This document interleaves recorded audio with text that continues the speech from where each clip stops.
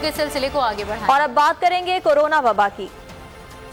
मुल्क में कोरोना की शिद्दत मजीद 30 अमवात 2452 नए केस रिपोर्ट हुए हैं। मुस्बत केसेस की शरह 4.95% रही। सिंध में सयाहती मकामात पर दाखिला वैक्सीनेशन से मशरूत कर दिया गया, जबकि नया हुक्मनामा भी जारी हो गया है। मुल्तान में SOPs की खिलाफ वर्जी पर 21 दुकानें सील कर दी गई हैं।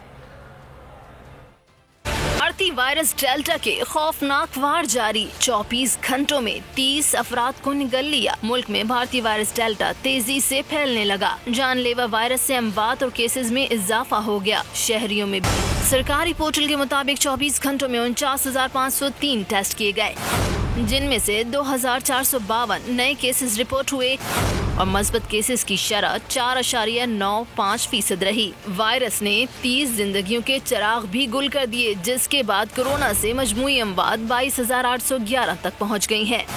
कोरोना फाल केसेस की तादाद भी बढ़कर 48,850 हो गई।